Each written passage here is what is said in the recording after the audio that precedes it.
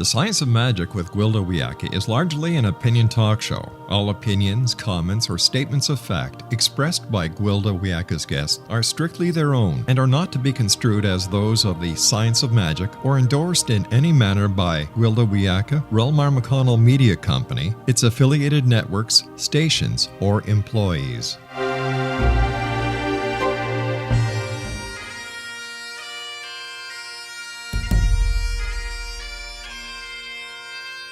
Welcome to the Science of Magic with Gwilda Wiyaka, a program dedicated to uncovering the unified nature of reality and humanity's ever-evolving place as truly galactic beings.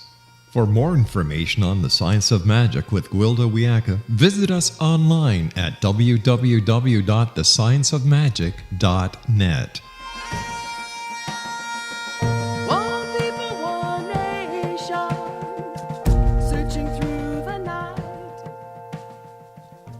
Welcome to the Science of Magic, a place where science and magic come together to transform fact into evolving truth. We're proudly coming to you through the ever-expanding X-Zone Broadcast Network, xzbn.net, and can also be found on our website, thescienceofmagic.net. I'm your host, Gwilda Wiyaka. This hour we'll be exploring Read My Muzzle. I was proficient in animal communication years before realizing I was actually doing it. I used to entertain the family by speaking for our pets. Looking at their body language and circumstance, I would express what I imagined they were thinking. For example, one evening we were having steaks for dinner. My mother set the steaks out on the counter before giving her dachshund Fritz his Gainsburger.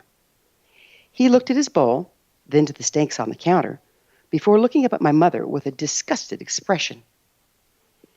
"You seriously expect me to eat that with the smell of steaks in the air?" I spoke for him. He promptly turned on his paw and stalked out of the kitchen, leaving his Gainsburger untouched. I later came to recognize the dialogue I imagined was a metaphorical representation of what animals were really feeling. It came in handy with my search and rescue dogs. I heard them in my mind's ear saying things like, "How do you expect me to catch a scent with that woman's stench in my muzzle?" The woman in question was wearing perfume. Other times I would hear, "Let me have another sniff of that sock," when a dog would need to reference the scent of a missing person again. Many times their feedback helped me optimize their ability to perform in the field. One of my golden retrievers was more kinesthetic. I could feel what she felt, but never got anything verbal. When she wanted to communicate something, she'd sit down in front of me and look directly into my eyes. Once she was sure she had my attention, she'd look in the direction of what she wanted me to see. She went with me on my wilderness programs and inevitably drew my attention to students who were in distress. One day, she sat in front of me, trying to get something across, but I couldn't figure out what it was. She kept looking from me to a gentleman in our group, but he didn't seem to be having any difficulty.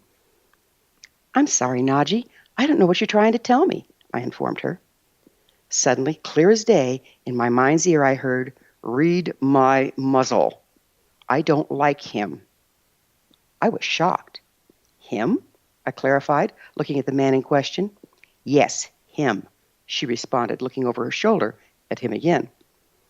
"Why? You like everyone. You're a golden." "Not him. He has no heart." Forewarned, I kept my eye on the man and discovered he was not only using cocaine, but started behaving inappropriately towards the women in class. Needless to say, he was promptly expelled. Is that what Naji really said? I don't think so. Dogs don't do language the same way we do. I think her intent was transmuted through my imagination into the appropriate language. Is that what she was really trying to communicate? Yes, absolutely. Over the years we worked together, her instincts were 100%. I networked with a holistic veterinarian. He sent animals to me when he was having trouble with a diagnosis. One particular dog was brought to me by her owner. She'd stopped eating and was showing signs of distress, but they couldn't figure out what was going on. When I squatted down in front of her and asked her to show me what was wrong, my eyes and muzzle hurt, and I developed a headache from hell. Now, I don't have a muzzle, but I have had sinus infections, and this felt like one to me. The vet later said that was exactly what had been wrong with the dog. After antibiotics, she was right as rain. Dumb animals indeed. They speak loud and clear. We just don't listen. Our guest this hour is VINCENT GENNA. He's skilled in animal communication, medical intuitive, and soul-to-soul readings. He combines his formidable psychic abilities and impressive academic credentials in his work. Vincent uses his 33 years of training, research, and expertise as a metaphysician and a psychotherapist and a spiritual teacher to delve deep into the psyche, empowering his clients. After this commercial break, I'll introduce Vincent, and together we'll explore medical intuitive skills and the amazing trans-species communication open to us all if we only listen, so don't go away. You're listening to The Science of Magic. Prior innovative episodes can be found on our website, thescienceofmagic.net.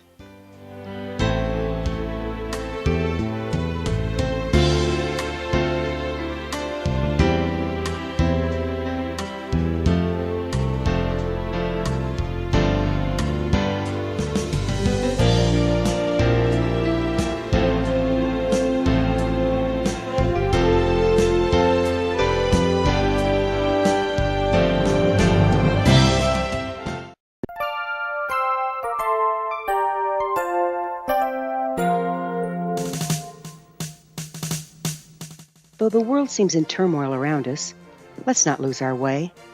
The stars still shine down, blessing us with their light. The sun rises every morning, chasing away the cold and darkness. There are good people of service in this world. We have much to be grateful for as we're wrapped in the arms of all of God's creation. This is Gwilda Wiyaka, host of the Science of Magic Radio, wishing you and yours a very Merry Christmas.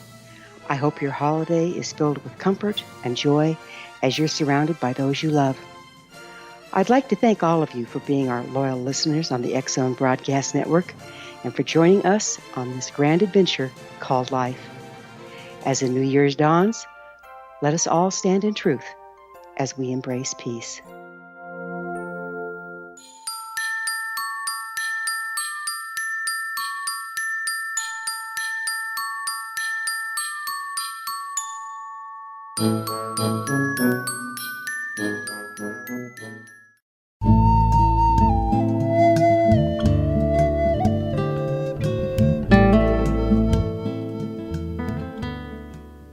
Welcome back. This is The Science of Magic, dedicated to unification and evolution of consciousness. I'm your host, Gwilda Wiyaka.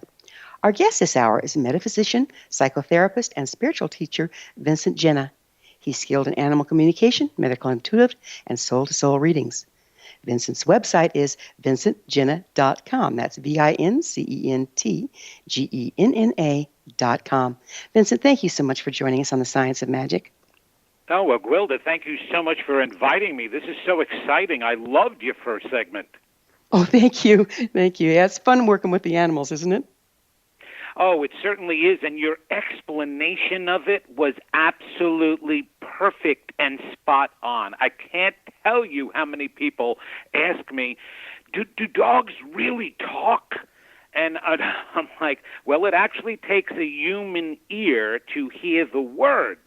They talk amongst themselves in their own language, but they're not words. And so it's interesting what people want to believe about the animals, but with the way you just explained it was perfect. So when did you discover you had animal communication skills, Vincent? Well, that just happened fairly recently. I've been a psychic medium for over 33 years.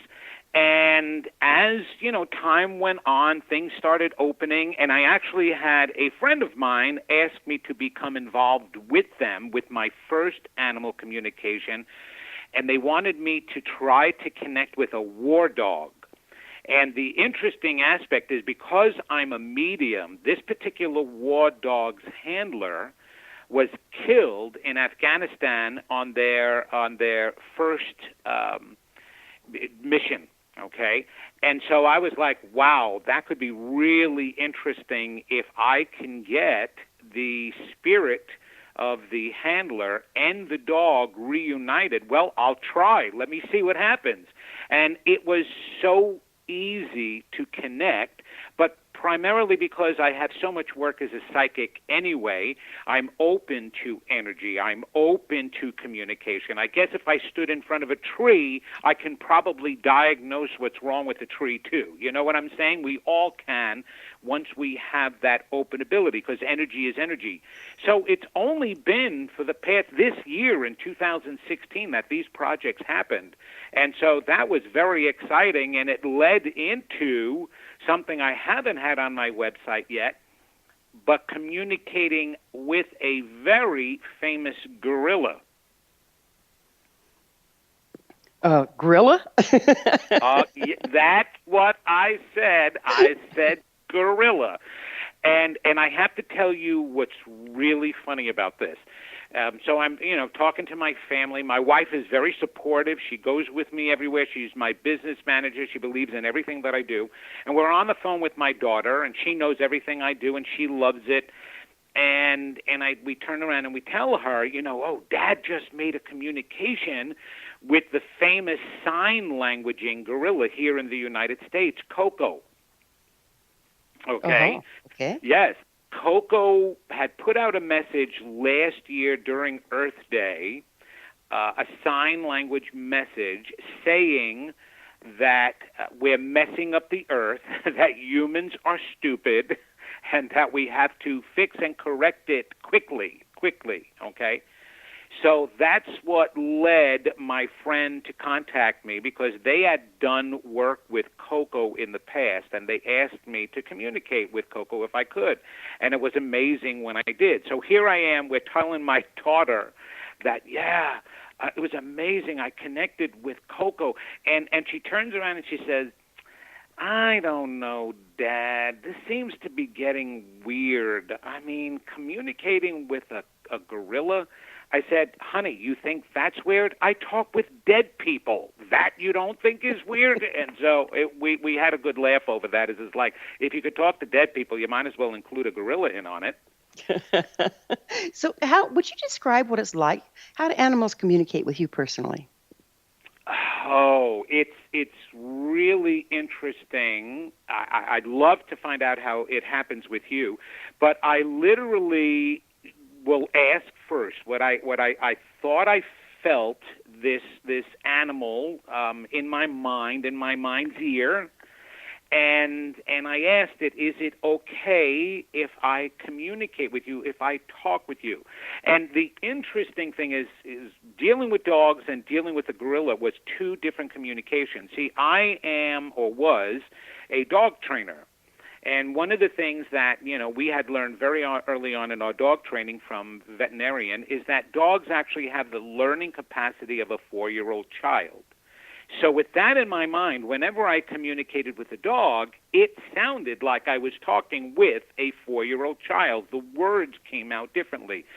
Very short sentences, not overusage of long words, very simple words.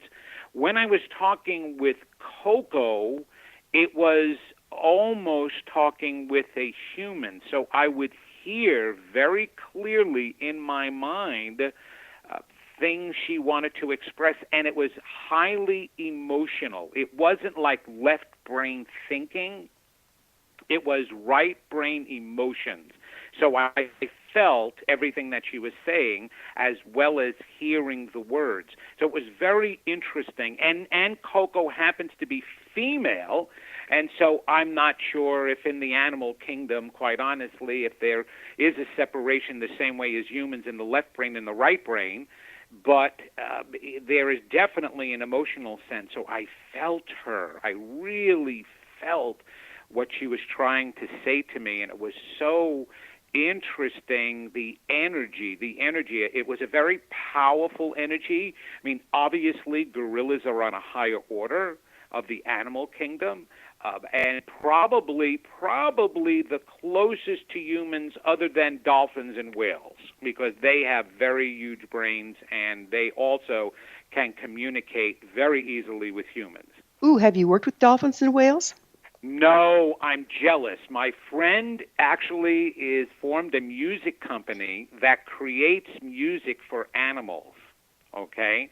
And that's how I got involved, because they normally use a pet psychic that they bring in, and if there's an animal having some type of distress or emotional distress, they get the pet psychic to communicate with the animal, and based on what the pet psychic says, they make a song. They write a song for the animal. That's how they became involved with Coco, because they wrote an entire album for Coco, but they also wrote songs for the pink dolphins. Apparently, there's an organization that cares for some pink dolphins out there in the ocean. I didn't even know that there was a difference. And they brought in the animal communicator. And see, we used to communicate with the dolphins in Atlantis. The dolphins used to tell us what was going on in the oceans as well as what was going on celestially. Well, how do you think that communicating with animals can help us take better care of the earth and all of our relations? Oh, wow. That is such an excellent question. Coco said to me, and here's what was interesting and was so fascinating and why I wanted to get involved with Coco. Coco said that she is part of the earth, that she is just like a bird, just like a tree, and just like the earth. But she said humans aren't. She says humans are not connected directly to the earth. That is sad, the way we've totally disconnected. And I think that when we disconnected from the earth, we disconnected from the animals. You know, the ancient practice of shamanism was and is practiced by individuals with psychic abilities. My original teacher told me there were several predispositions to the psychic gift: a traumatic childhood, head injury, near-death experience, and genetic predisposition. Where do you think your gift originated from? Oh, this was all set up. This was a destiny for me that I created before I incarnated on the earth, because everything that happened in my life, happened specifically to lead me to where I am today. And at the age of 28 is when it fully opened. And it opened because I had an unselfish act of asking for abilities to be able to help a dear friend of mine whose life was falling apart, and then others like him who had hard times in their life. I came from a very tormented background in youth until I was 17 years old, and so that torment helped me to understand people's pains. And so that's when things started opening up for me. But the way they opened up, and when I look back, my dear friend who helped me, who was the catalyst for this opening, also was my greatest tormentor in school and caused me to have a lot of abuse by other students and my peers in school. So when I look at that, I say the same guy who caused so much of my torment also caused my greatest gifts. This had to be part of a plan. So I know I was predestined for this. Why do you think it is that the torment opens us up to the psychic ability? The traumatic childhood. I don't believe that it's the torment that does that. I believe we set ourselves up in order to be able to relate to people. For example, you will never see a non-alcoholic person leading an Alcoholics Anonymous group, because nobody would be able to relate to that guy or that girl. You know, it's just like, how do you know what alcoholism is? You've not even suffered it yourself. I believe we set up the torment based on the idea that we want to be a messenger, we want to be a helper, and we think we need to go through hell in order to be able to relate to and others relate to us. No, it doesn't bring it out. That's a misunderstanding that people have. Because, and here's the point, I also deal with a lot of people that are meant to be messengers who also went through torment, but they didn't make the right choices in their lives, and instead of becoming the messenger, their lives were going right towards a brick wall, and they were going downhill. So it's about the choices, and I feel very blessed over the fact that I did make the right choices, because I could have been the kid that picked up a gun and went into this school and shot up everybody. Or I could have been, there was a famous group, two brothers here called the Menendez brothers, who wound up offing their parents because of the abuse that they went through. I could have been one of them, but I didn't choose that, Gwilda. I chose going straight on in my life, and I had a resilience too. I was a very special singer, actor, and dancer as a child. I had a lot of talent. And so getting up on a stage and hearing applause kept me from offing myself, killing myself, or anybody else. And then finally at 28, when this happened for me, again, I had the choice and the free will to go in the direction of being the spiritual teacher. Otherwise, I could have just thrown it all away, as so many people have. You know, choices is so important, and I think that if we take responsibility for our choices, take responsibility for our experience, we can transmute anything into something positive. Don't you agree? Oh, my gosh. It's all about choices. That's what free will is. I mean, you know what?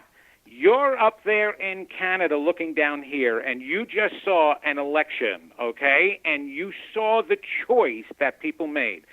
People made a choice. We're going to have to pick up with that choice on the other side of a break, and we will. Oh, my goodness. Perfect timing. Vincent and I will return to our discussion after this short break. We're coming to you through the land of leading-edge paranormal broadcasting, the X Zone Broadcast Network. Don't miss the other fine shows and hosts on xzbn.net. You're listening to The Science of Magic, thescienceofmagic.net. I'm your host, Gwilda Wiyaka. We will be back, so don't you go away.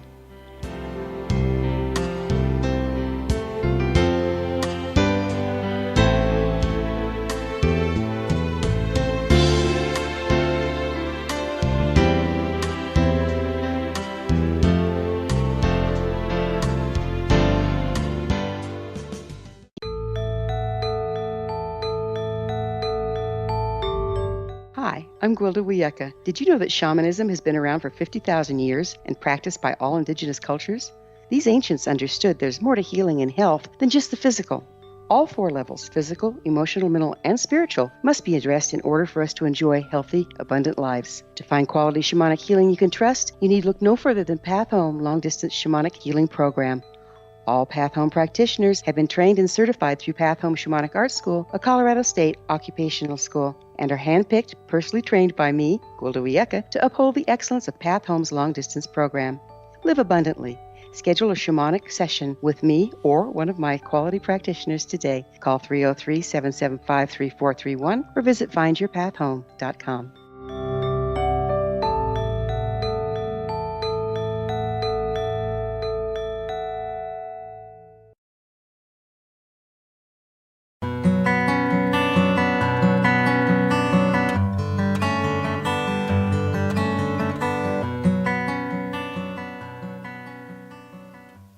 Welcome back. This is The Science of Magic, a place where magic and science come together to promote enlightenment. I'm your host, Gwilda Wiyaka. Our guest this hour is metaphysician, psychotherapist, animal communicator, medical intuitive, and spiritual teacher, Vincent Genna. Vincent, what do you think? Do you think everyone has psychic ability?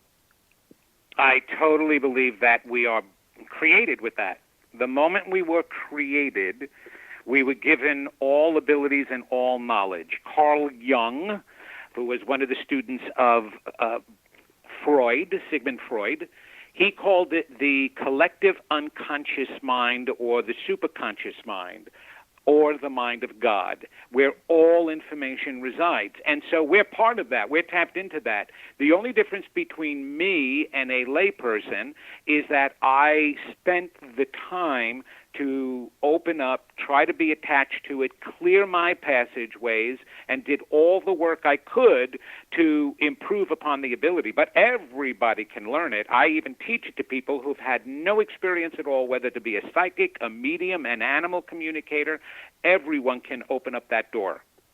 Where did you're a psychotherapist, that's correct?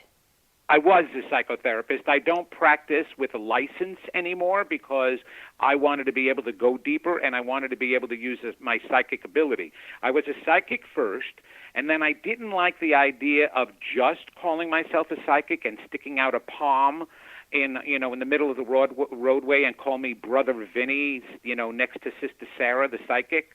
And so I went back to school full-time and got my psychotherapy degree, and I started practicing as a psychotherapist. But then I come to realize that you do have to follow certain policies and legislature that is controlling psychotherapists here in the United States. I'm not sure how it is anywhere else in the world, but I was limited as to what I was able to do. And it would take so long, and I'd be sitting there knowing already what that person's problem was, and waiting until they came up with an answer. And I finally said, that's it. I'm going to stop being a psychotherapist. I'm not afraid to call myself a psychic. I'm going to get right into it, dive into their psyche, and I do 12 years of therapy in 1 hour time as a psychic versus 12 years of therapy as a psychotherapist. Got it. So what advice do you have for people hoping to develop their psychic abilities? I mean, most of us don't think we're psychic. How can we turn that around? People, Gwilda, most people don't believe in themselves in anything, so yes, it is difficult. To turn it around, the first thing we need to do is we need to clear our blockages, okay? We need to bring to the surface all of those deep-seated feelings and beliefs that are in the unconscious mind that is blocking all of our gifts and making the right choices. I was saying earlier about choices and choices we made here. It's all personal. Everything that we see in our external life and in the world is reflective of what's going on internally. There's all this negative stuff that we are holding in from when we were little kids. I call them the I'm not good enough, I'm not lovable, I'm not smart enough, I'm not deserving. Those were all created for us from those negative messages we received when we were children. Now, we think once we become adults that we are completely non-influenced by that inner child's mind. That's not true. In actuality, we spend most of our adulthood creating defense mechanisms and a new set of beliefs to help protect us from the original set of beliefs. So we're not even forming beliefs today based on a clean slate. We're forming beliefs that are going to make us feel better about our old beliefs. So instead of saying, I'm not good enough, I'm not smart enough, we can turn around and we can say, oh, she's a terrible spouse, or he's a terrible boss, or it's not my fault, it's my neighbor's fault that I'm so upset. So we create these new beliefs, and that blocks all our intuition, all our greatest gifts. So that's why most people don't believe that they're psychic. But they have psychic experiences all the time because our intuitive part, our soul's mind, is trying to get messages squeezing through the cracks of those defense mechanisms and defense beliefs. And every so often we'll get that intuitive feeling. But then what winds up happening is we'll get an intuitive feeling, I need to move, I need to get a new job, it's going to be better. And we talk ourselves out of it because of the fears we have, because of the lack of self-belief that we have. So the left brain starts thinking and says, nah, that's not a good idea. I need a steady income. I can't take a chance to go after a dream job. I can't take a chance in this relationship. I can't take a chance moving to a different location. And we talk ourselves out of it. We've got to clear the passageways. We've got to clear the negativities, and you will automatically open your psychic abilities. Of course, practice makes perfect, but that's what you need to do first, Gwilda. So let me see if I've got this right. From what you're saying, as we grow up, we sustain damage. We all know this. It's a little bumpy ride around here. But then that puts us into guilt and shame, and we avoid going in where we think we're going to find the guilt and shame, project it outwards, and therefore we don't have contact with ourselves. If we don't have contact with ourselves, we don't have contact with our intuition or psychic ability. Did I get that right? Actually, that's really good. I mean, you did my lectures in a Reader's Digest condensed version. I love that. You're very concise. Yes, that's exactly what happens.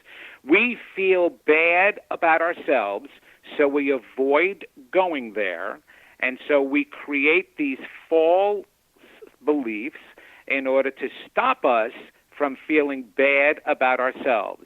But all of those feeling bad about yourselves, they're all non-truth. Those were created for us, like I said, our environment, the way we were treated, the abuse we went through, all that negativity, and it has nothing to do with what's true about us. We're magnificent divine beings. We are wonderful. We've just forgotten that. And so once we can get past that layer of feeling terrible, we can get to our magnificence, but you've got to admit the terrible feelings before you can get there, and most people don't like doing that. So the key is know yourself. Truly know yourself. Truly know yourself. Absolutely. Truly know yourself and allow it to release. It is so bad, Gwilda, that that's the cause of every single illness that you have ever heard of, every disease, because where energy is having a physical experience, that means energy manipulates matter.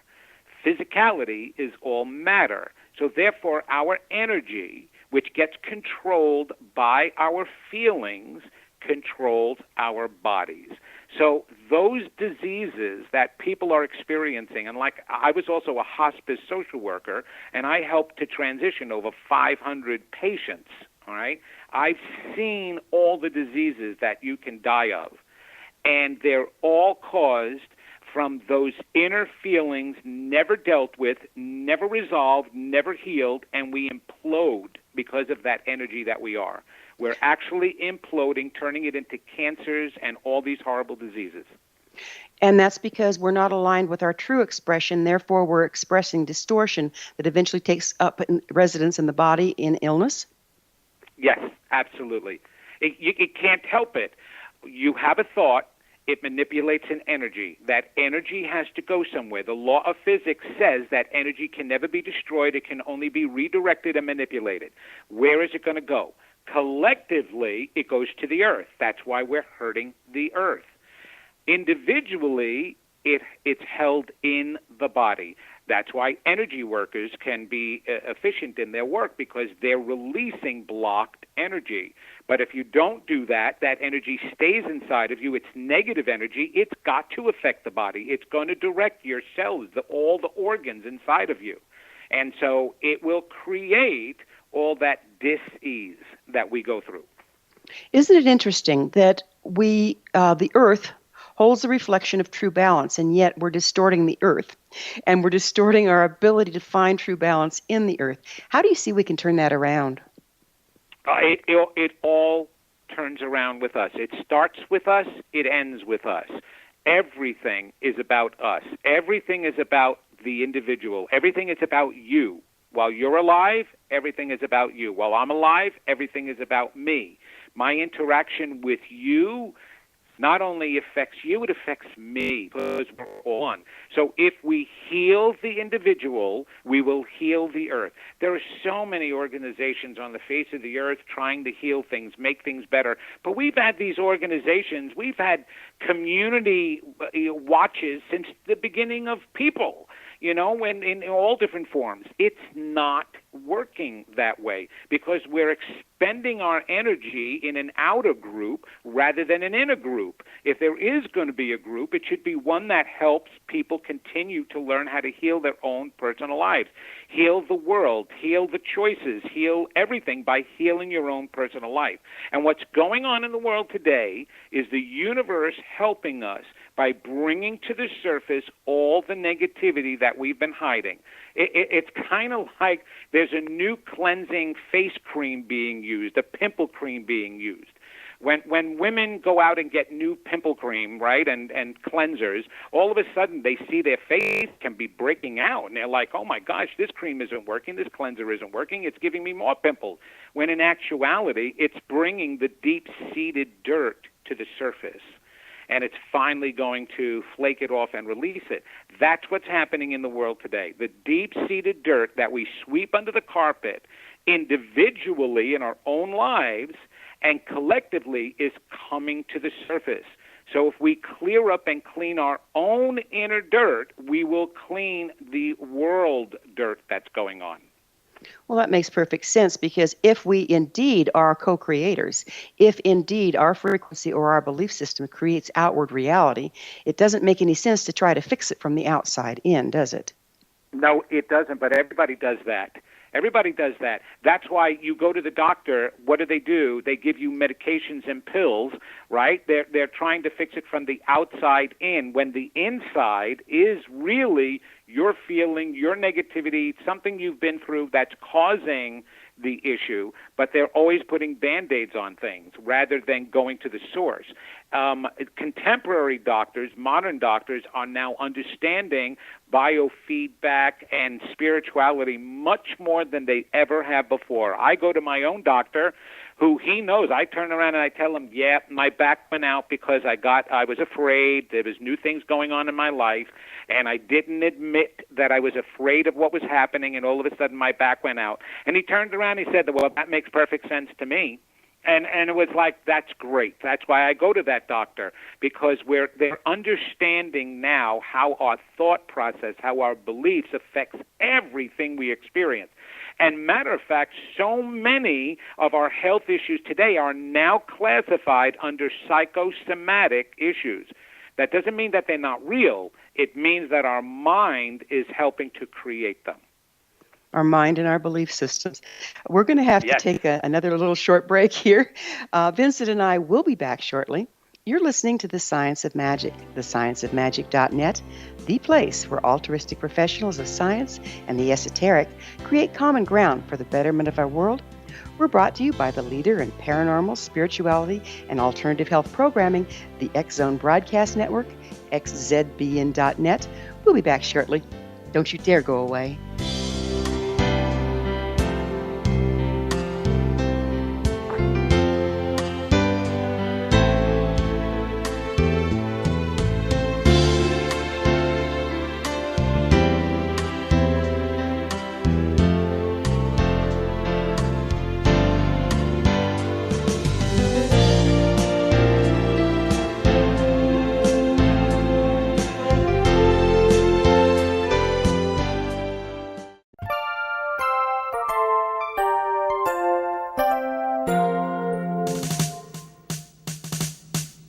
Though the world seems in turmoil around us, let's not lose our way. The stars still shine down, blessing us with their light. The sun rises every morning, chasing away the cold and darkness. There are good people of service in this world. We have much to be grateful for as we're wrapped in the arms of all of God's creation. This is Gwilda Wiyaka, host of the Science of Magic Radio, wishing you and yours a very Merry Christmas. I hope your holiday is filled with comfort and joy as you're surrounded by those you love. I'd like to thank all of you for being our loyal listeners on the X Zone Broadcast Network and for joining us on this grand adventure called life. As the New Year's dawns, let us all stand in truth as we embrace peace.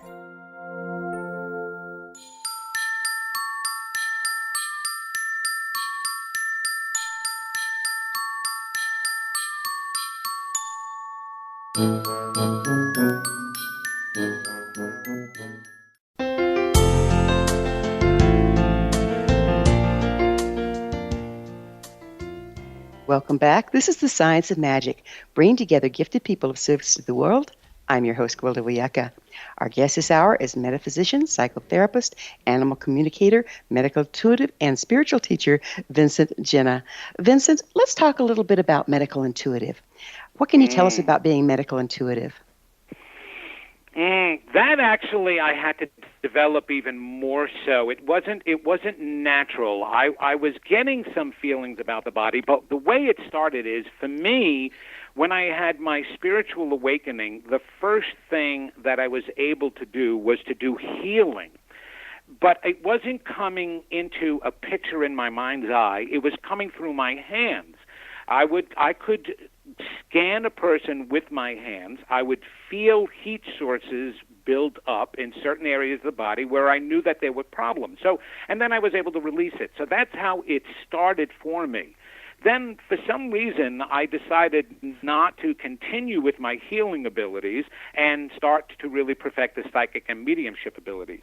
Well, at a certain point several years ago, all of a sudden, I started getting visions in my mind about problems that people were going through. So now I can start at the top of the head of a person, and just scan and envision their body, and then all of a sudden I would see hot spots and issues, and from that ability now, I've sent people off and they've caught cancers at the very beginning in the onset.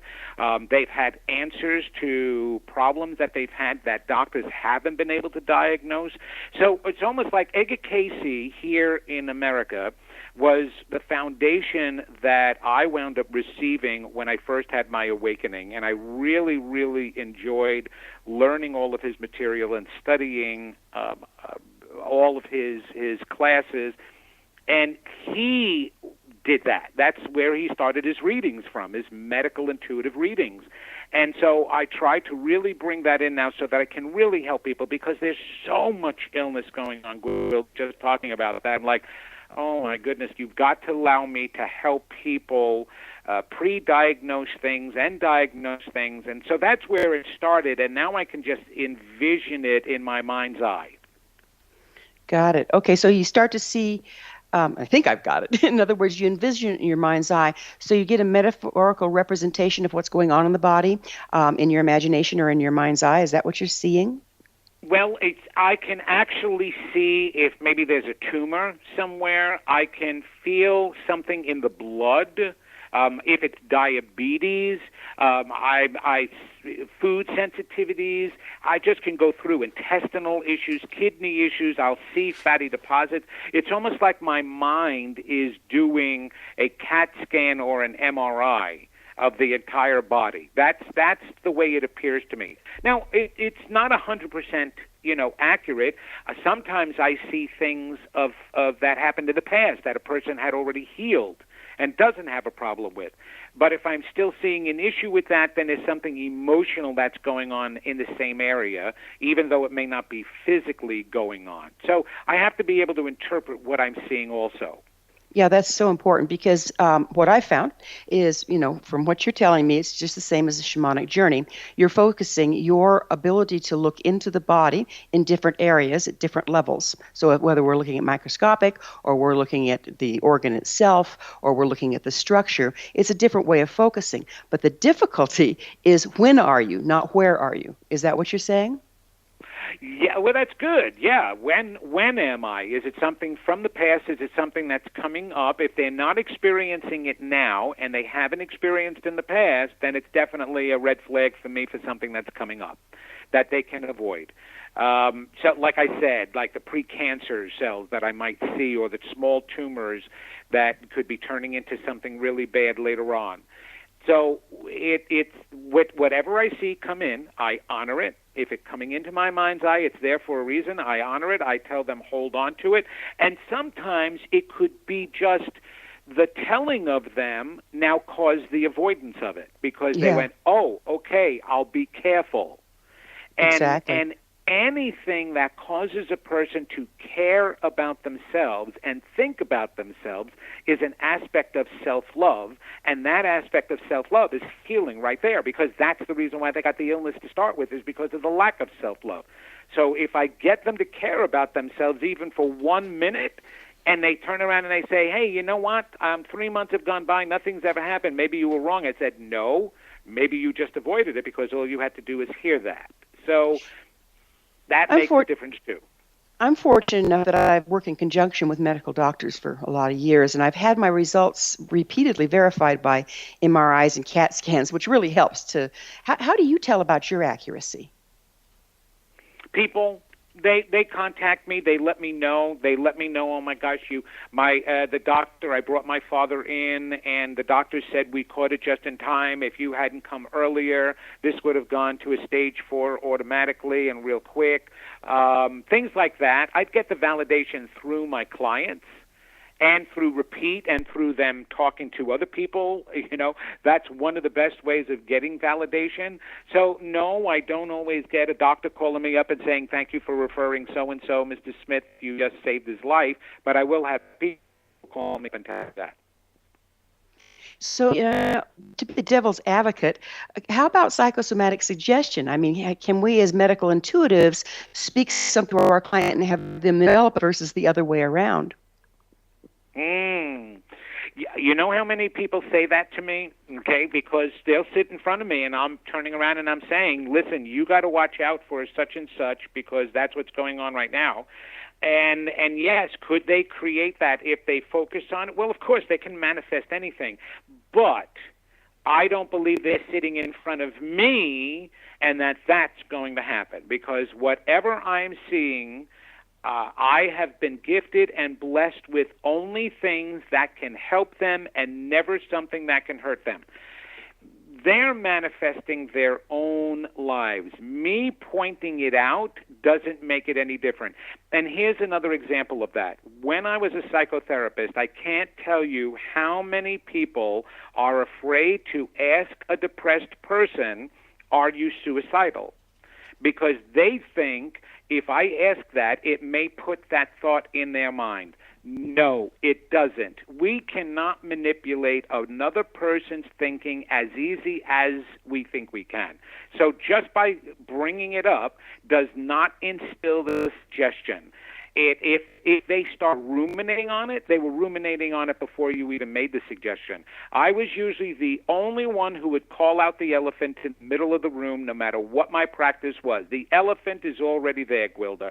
So it's not that we're instilling it. It's not the power of suggestion. We're calling it out for a reason. They need to hear it no matter what, and it's always for a positive reason, not a negative reason.